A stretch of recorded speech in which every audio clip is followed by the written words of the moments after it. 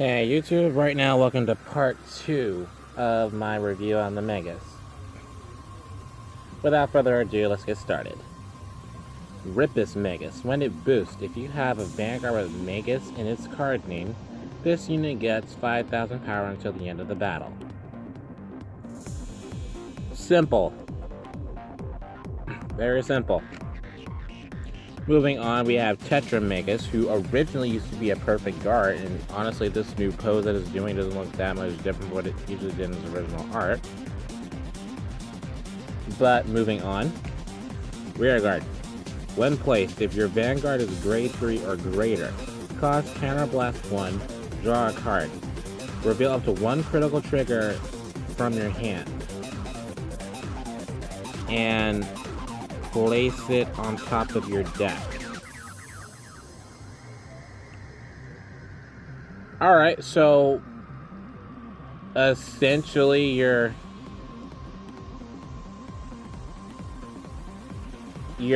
like I said before in my other video, you're trying to get like a double trigger going on there. This actually helps out with that.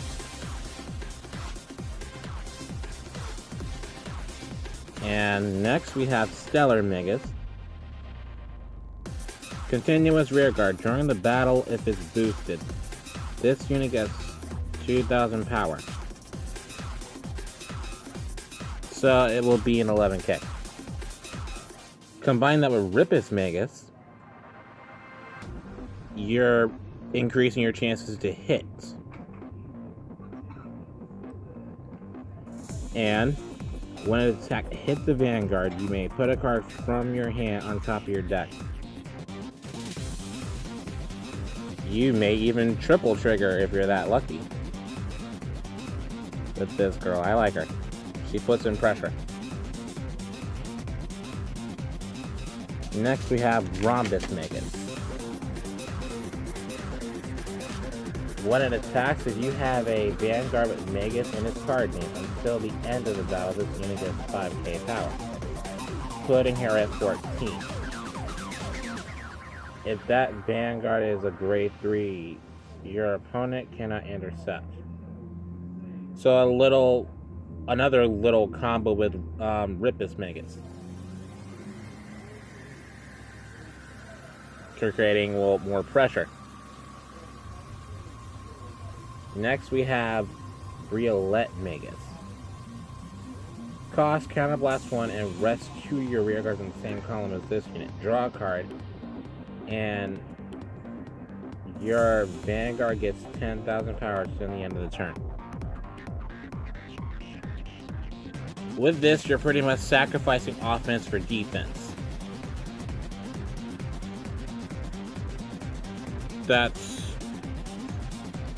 fine too. Not really my taste, but it's fine. And this one's a little bit blurry, sorry about that. Semi-Lunar Magus. Act cost. Counterblast 1 and put this unit into your soul. Look at 2 cards from the top of your deck in any order and draw a card.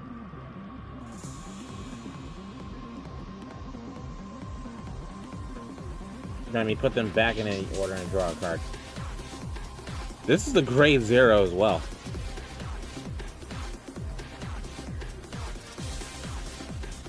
I mean, you guys can use it if you want, but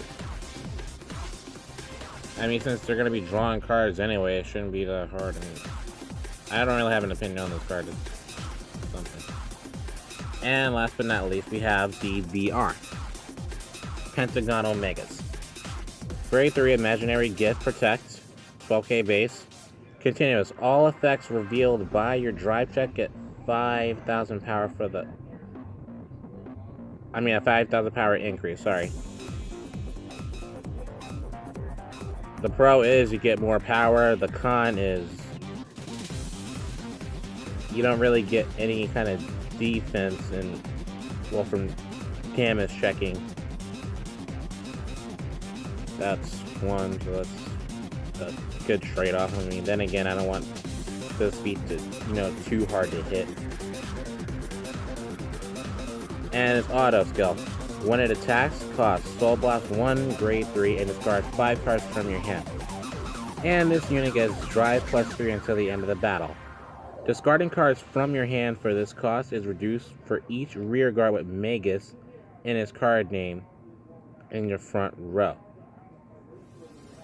So, if you don't have any rear guards, you're pretty much discarding 5 cards. If you have 2 Magus rear guards, you're pretty much starting 3.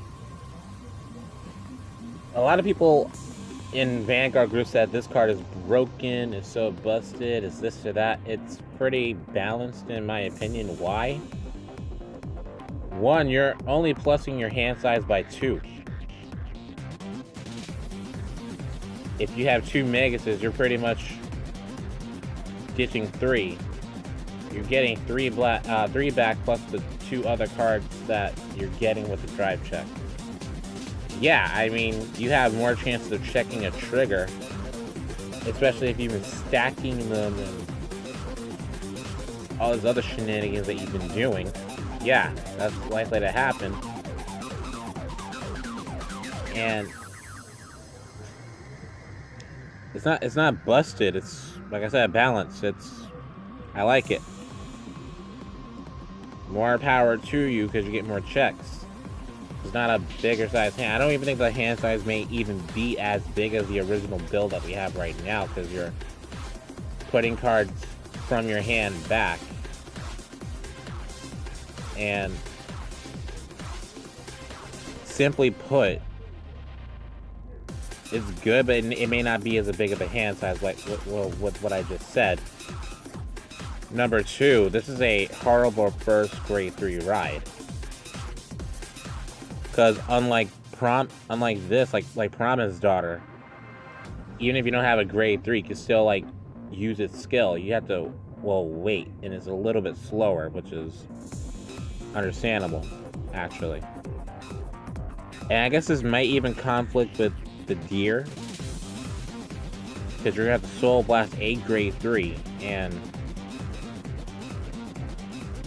that you need Magus, obviously, for the sake of the name, because archetype, they're bringing that back, I guess.